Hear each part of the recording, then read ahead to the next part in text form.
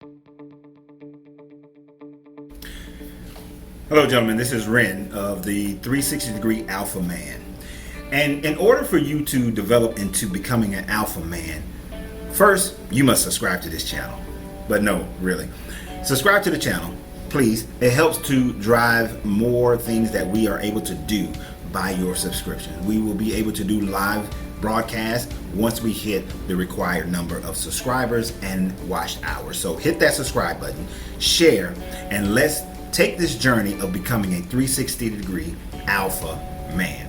Now, today we're going to spend some time learning about leadership. As a former Marine, it was my responsibility to train other Marines into becoming leaders to the same magnitude, if not greater, than the one that I had became. Upon entering the Marine Corps, I automatically became a leader within boot camp as a squad leader, and then later on as a platoon leader. Now, as the guide, we then progressed into my career of rapid promotions, movement into headquarters commands, going into Desert Storm, going to Bosnia, participating in those fields of those theaters that led me into a headquarters command where we were in charge of all Marine activity throughout Europe, North Africa, and the Middle East. In order to accomplish the task that we were assigned, each one of us had to be a leader of ourselves and then a leader of our subordinates, and then lead those in other military commands and units and civilians who work with us. This takes a certain skill set. This takes understanding the 11 leadership principles, the 14 leadership traits, and the 3 pillars of leadership that all Marines are trained to understand. And today I'm going to give that information to you as far as the 11 leadership principles.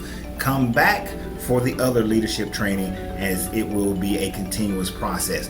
But in order for you to become a 360 degree alpha man, these leadership principles must be lived by you. And the embodiment of them comes over time and practice, situations that allow for you to demonstrate these leadership principles, whether you are doing it just for you, doing it with your family, at work, in your career, your company, or any place situation. Many sports people understand how this works as far as coaches and the captains and team leaders. You will understand this as well. Today we are in one of my businesses, Uncle Ren's Popcorn, where we exude leadership. Each one of my team members must exude this type of leadership. Everyone must come together into developing the leadership that will go forward into opening more and more and more shops. This is why companies are able to promote within. But you also know, companies look for Marines because Marines know how to lead. And today, you will learn how to lead like a Marine. So, number one, not to keep you guys, the first one is to know yourself and seek self-improvement. This is a principle of leadership that causes you to develop your leadership traits, your leadership habits. It allows you to evaluate yourself to see exactly what type of leader are you. Are you a good leader or are you a bad leader? Are you a motivational leader? Are you a transformational leader? Those are 2 different things. I can come in and motivate my team, but motivation only lasts for a little while. But can I come in and transform my team? Am I a transformative type of leader? That's the question that we must ask. When I was working for New Horizons Computer Learning Center, I was quickly tapped to become the training manager, and then very soon after that, I became the sales manager. Mind you, I had never worked on the sales floor, but I was tapped to become the sales manager because, one, I sold more training in my class than any other trainer and most of the salespeople. And number 2, the number 2 reason is because of my ability to get others to do better for themselves than they would naturally do on their own. So how does this work? This worked by me knowing myself, and I'm going to go back to this example in other areas that we talk about. But knowing myself, knowing my strength, my capabilities, knowing what I should do and what I shouldn't do, what I should punt and what I should not punt, being able to evaluate myself and to get better. As soon as I was tapped for that position, I went into a 72-hour binge study session on sales and marketing, understanding the difference between sales, marketing, advertising, so that I can come into this realm fully equipped and ready to move these people into a better situation for themselves. And that's what you have to be able to do. If you don't know something, or if it's not within you, you have to be willing to go get it, grab it, and make it a part of who you are. Just like these principles, you have to look inside yourself, see if they are a part of you already. If not, get them, grab them, make them a part of who you are. The second one is be technically and tactfully proficient. Whatever career path you are in, you need to know the job. If you're a doctor, become a better doctor. If you are an engineer, become a better engineer. If you are a janitor, become a better janitor. Become the best at what you are doing. This is exemplified in the idea of Kung Fu. Kung Fu is not just fighting martial arts, but Kung Fu is a way of life. It's a way of life that says that you become a master of whatever it is you're doing. Your daily task is to become a master at whatever it is that you have decided is your proficiency, your job, your culture. If you are a father, your Kung Fu of fatherhood is becoming the best father you can possibly be. Your Kung Fu of being a brother is being the best brother you could possibly be. And in this, your Kung Fu is becoming the best 360 alpha man that you can possibly be. Be completely well-rounded without one aspect of yourself outweighing the others.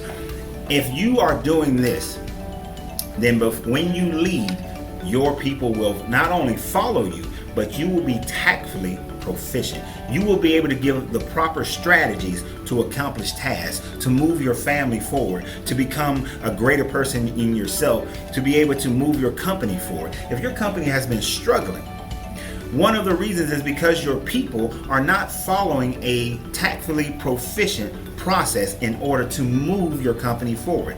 Is the social media marketing designed where it moves your company forward? Is the sales script that when someone walks through the door situated to move your company forward? Do you have cleaning processes, an SOP? Are you following your SOPs? Are you following your business plan? Are you watching the money as it comes in and out of your business? Are you providing a strategy that makes your company function at a higher level, function at its best level, allows you to see what needs to be improved upon? Those are the principles of a leader. The third one, because we're not going to go long on any one of them because we can expand forever. The third one is to know your people and look out for their welfare. There's a saying that when I am training leaders, I would tell them, if your people will care about you when they know how much you care about them. It is an old saying. It's not something that I created myself, because there is nothing new under the sun. But until your people know that you care about their welfare, about what makes them happy, what allows them to grow, what is it that holds their interest, until you show that you care about them, they will not care as much about you. So a good leader will know his people, will watch his people, see what their tendencies are, see what are the things that makes them have a good day and a bad day. I had noticed that one of my Marines consistently came in and he was not of the best moves, not in the best mindset, which hampered our teamwork. So after carefully watching, I noticed that that he was far away. Him and his wife had moved to Camp Lejeune, far away from their family, far away from her family. Her family were in Alaska. This is pre-internet. So, and this is when we had calling cards. If you guys, I'm showing my age, the calling cards. And what I did was I went and I bought that Marine a $1,200 calling card for his wife, so that while we were still there for the next 6 months, before we shipped off on a ship, before we went on a deployment, to ensure that there was the ability for them to be able to contact one another, to talk to one another, to have communication with one another. This also gave her the ability to call and talk to her family without incurring a large cost, because this was an E2, a private first class. He did not make that much money, and the job opportunities in Camp Lejeune at that time frame were very low. You had a 3-month waiting list just to get a job at McDonald's. That was the situation. So when I showed this Marine that I cared about his welfare, he then became one of my best Marines as far as getting the task done. So you have to know your people and look out for their welfare. I'm sure that there are plenty of opportunities that you have missed that you could have made a difference in one of your people's lives by simply doing a small thing for them. The next one is to keep your personnel informed. By no measure of thing can your team, your people, go out and accomplish the task without being properly informed. You must take the effort to make sure that your people, your unit, your family have a clear understanding, a clear knowledge of what we are doing, how we are doing it, but more importantly, they need to know why we are doing it. Simon Sinek speaks of how people didn't come and follow Dr. Martin Luther King because he told them of the how I have a dream or the what I have a dream speech, but it was the why I have a dream. The I have a dream speech was about why you should follow him, why you should come out and protest for civil rights. It was about your children being able to hold hands together and be judged by their character and not by their skin. It was a why speech, not a how or what speech. We see many politicians come out and talk about my plan is to do this, my plan is to do that, which tells people what and how. But Barack Obama, his speeches were yes we can, yes we can. It was an inclusive why. When Apple came out with the iPod, they didn't tell you how it works, what it was. They showed you why you need it, why you need 1,000 songs. Your people will follow you. Your family will follow you when they understand your why, when they understand the purpose of what you're doing. My wife understands the why of this, which is why she is very supportive. Your family has to know that. Your people have to know what the why is. And in order for that to happen, we go to the next principle. Set the example. Setting the example is not that you have to go out and do everything. But setting the example is deciding what are the standards. What is the standard that we must live up to? In Uncle Ren's Popcorn, there is a cleaning standard. There's a cleaning standard for the freezer, for the counters, for the floors, for the walls, for the ceilings. There's a cleaning standard for the dishes. There's a cleaning standard for every aspect that goes on within Uncle Ren's Popcorn. Now, of course, I set the example by doing a lot of these tasks myself. I also set the example by demonstrating what is required. When you set the example, your people know what is expected of them because they will expect what you inspect. You know that term. They will expect what you inspect. So you have to set the standard so that you can rightfully demand it from your people. You cannot demand your people, your family, get healthy if you refuse to take steps to get healthy yourself.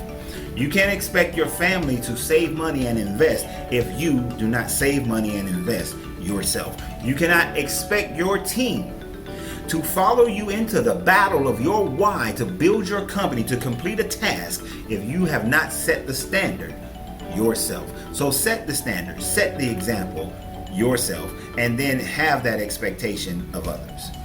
Now, once that standard is set, we have our next principle. Ensure that the task is understood, supervised, and then accomplished. Now, there's an old story that if you've read The Art of War, most Marines have read the book The Art of War. Most business executives have read the book The Art of War. One of the more famous stories in the art of war is the fact of how Lao Tzu became the general of the state of Wu during the Warring States. He approached the emperor saying that he can lead and train any group into being an elite fighting machine. And the emperor challenged him to demonstrate, so he gave him 300 of his concubines. Lao Tzu, I'm saying Lao Tzu, Sun Tzu. Sun Tzu, Lao Tzu is from the Tao. Sun Tzu separated the women by groups of 100 and then appointed the emperor's favorite 3 concubines in charge of each group. He brought them out onto the courtyard and he said, when you hear the drum, this drum, turn left. You hear that drum, turn right. He gave clear orders. Beat the drum, boom, to the left. The women all laughed and giggled. He then stated that if the orders are given and not understood, it is the fault of the general. So he gave the instructions. When you hear this drum, turn left. When you hear that drum, turn right. He hit the drum. The ladies again laughed and giggled. Sun Tzu then repeated that when the orders are given and they are clear, but are still not followed, it is the next level commander's fault, responsibility. So he then had those 3 women executed. It's a horrid thing. It's very rough. We can't do that in today's world. But then appointed the next 3 concubines in charge of each battalion. He then proceeded to give the instructions again. And this time, when the drum hit left, the women turned left. When the drum hit right, the women turned right. He demonstrated that you ensure that the task is understood, supervised, and then accomplished. He gave out clear instructions. When the instructions were not fully understood to the measure, he insisted upon giving them out again. When they again were not fully complied with, he administrated his supervision to those women as to what is the consequences of them not obeying these clear orders. Once they came into full understanding, they complied and the mission was accomplished. He became the general of the state of Wu and fought for the warring states, which became China. We do not have to go to that degree, of course. Not in today's world. We are a bit more civilized, hopefully. But what we must do is make sure that our instructions are given, that they are clear and fully understood. At times, this may require your employees signing documentation. This may require your family giving full acknowledgement of that they understand. Once the task is being done, you must check and supervise to ensure that it is being done correctly. Until you have grown someone where you can walk away and let them handle it, where they understand this themselves and exemplify it, you must supervise it to ensure that it is accomplished to the standard that you set. When you have your team moving in this format, next we train our people as a team. One of the most destructive things to you accomplishing your task is not having your team members actually work as a team. Yes, there is no I in me, and yes, you must be conscious of the welfare of your people. But if your people are not functioning as a team, it is your responsibility to either bring them in as a team or exclude those who cannot function as a team. Many marriages dissolve because the two are not functioning as a team, or the family is not functioning as a team. We see this especially in blended families where they are not functioning as a team. But when you have coworkers who are nitpicking at one another, backbiting one another, pointing fingers at one another, looking to blame everyone except for themselves, then they are not functioning as a team. When there's disharmony in the house, then anyone can disrupt the house. When you bind the leader, the team can then be controlled, taken away from, and destroyed, and your task will not be accomplished. Your business will fail. Many companies that were raised up, became great, became huge companies, often fall apart because when new leadership comes in who do not understand this, who are only looking at the bottom line, oftentimes ruin the teamwork that has been built, the camaraderie that has been built. As a Marine, I know that my Marine has my back. I know that if we were attacking a forward position, we all have our fields of fire and we maintain those. If we do not, then we allow for us to be flanked, or we may have friendly fire. And we see that too often in companies where you're either flanked by another company or friendly fire destroys your team. So we must ensure that those people are rooted out. As we are in these NBA bubble for playoffs right now, we see that the team that has the greatest teamwork down, all the accolades may go to Kawhi, and may go to Paul George, and may go to LeBron, and may go to AD, it may be going to Jimmy Butler. But without the team, it does not work. Jordan couldn't win until he had a team. LeBron couldn't win until he had a team. We may say he won because he had Dwayne Wade, but it was the team that allows you to win. So we must build our teams. When we are building our teams, we have to be able to make sound and timely decision. That is our next leadership principle, making sound and timely decision. In the Marine Corps, we have a rule. It is called the 70% rule. It is a rule that I have employed throughout my business career since leaving the Marine Corps in 1999. That means in order to make a sound decision, I require 70% of the information. Now, too many people, too many of you are stagnant. You're not making a decision because you're looking to have 100% of the information. Well, here's the thing. The universe is always changing. A constant law in the universe is that change will happen. You will never have 100% of the information because the information within itself will change. If you are looking to develop and build a business, if you start today gaining information, in 3 to 5 years, that information will not be 100% anymore. Most, if not all, of what you are learning have changed. It has now become something else, and you begin your process again and again and again. And 40 years later, you have yet to start that business. It is merely a hobby in your mind. A true 360 alpha man gains 70% of the information that is needed and then makes a sound decision based on that 70%.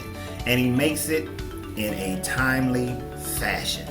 You cannot have a plan for a business and wait 3 to 5 years to start it. Not in today's world.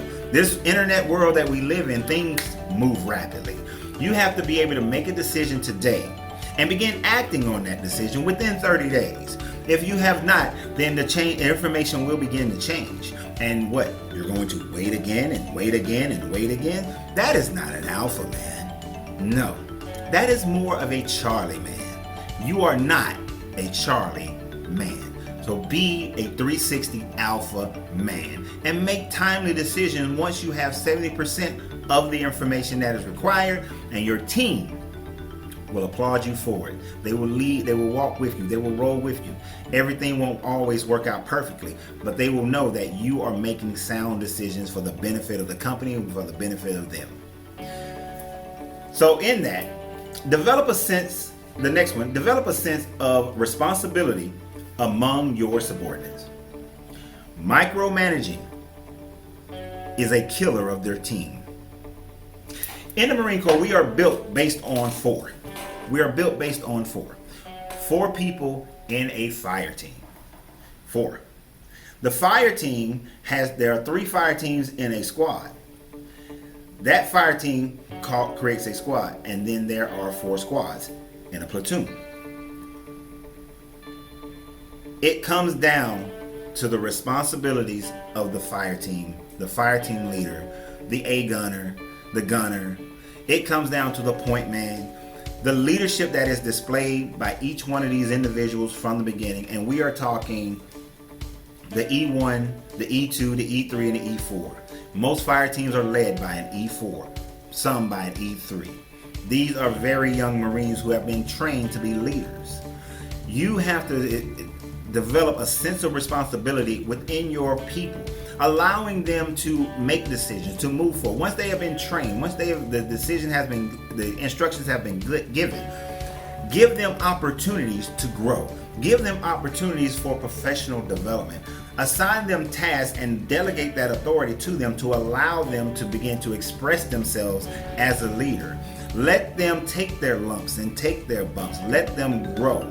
Let them develop. This is how we raise alpha children. This is how we take care of our family. Allow them to grow. Allow them to make mistakes. When we live in a society where people are afraid to make mistakes, they have a tendency to either be stagnant and not do nothing, or just make hella mistakes.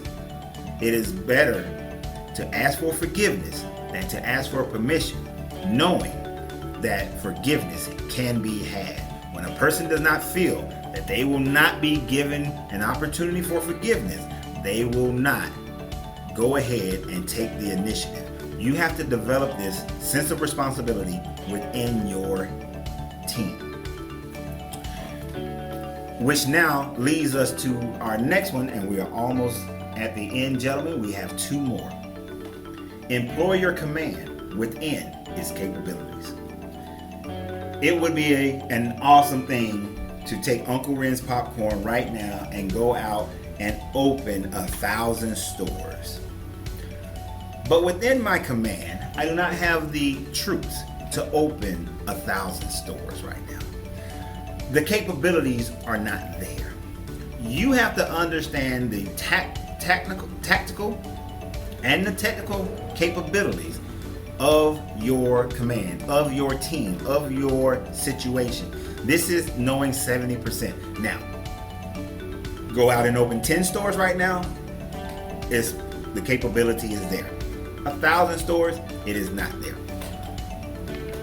But as you grow, as you become a greater 360-degree alpha man, whatever your why is, whatever your goal is, whatever it is you want to accomplish in your career, in your life, whatever you want your company, however you want your company to grow, whatever that goal is, gain the capabilities within your, gain those capabilities so that you can command your company to move in that direction. But if you do not have it, do not do it. This is part of knowing yourself and seeking self-improvement, is to know what you can do and what you cannot do. And that is only a temporary situation. As I said earlier, life changes. The universe is always changing. Nature demonstrates this every year. As we go from season to season, it demonstrates it every day. As we go from sun up to sundown, it changes. The sun rises in the east, moves to the south, and sets in the west. We see this on a daily basis. So change is a constant of the universe. So allow for your command and capabilities to have that change.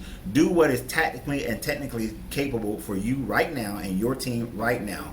And as you successfully complete each task within your capabilities, you have growth. If you saw the introduction video, we talked about the fact that there is capacity plus a balanced life, business, balanced personal life, and a balanced business life equals infinite growth. The more your life is balanced, your capacity will increase. The more you feel that capacity, your next level of capacity increases. As your capacity increases, you increase. Your knowledge increases. Your capabilities increase. You started out as a one-man shop, and in 10 years, you have 50, 60, 100, 1,000 employees, and you grew into that because your capabilities, your capacity became infinite in its growth. Which takes us to our last principle. Gentlemen, seek responsibility and take responsibility. Your professional development is up to you. Your growth is up to you. But you must seek out these challenges. Seek out assignments. This is not the brown nose. We were told in the Marine Corps, if you wanted to become a corporal, start acting like a corporal. You want to become a sergeant, start acting like a sergeant. When I wanted to become an embassy commander, I started visiting all the embassies. I was not qualified yet to be an embassy commander. You have to be of a certain rank. But I started visiting all the embassies. I started talking to the embassy commanders. I started working with all the embassies in Europe and North Africa and the Middle East to gain more knowledge, gain more understanding, going beyond what my job requirement was and gain an understanding of what they did, how they functioned, because that was my eventuality, my eventual goal.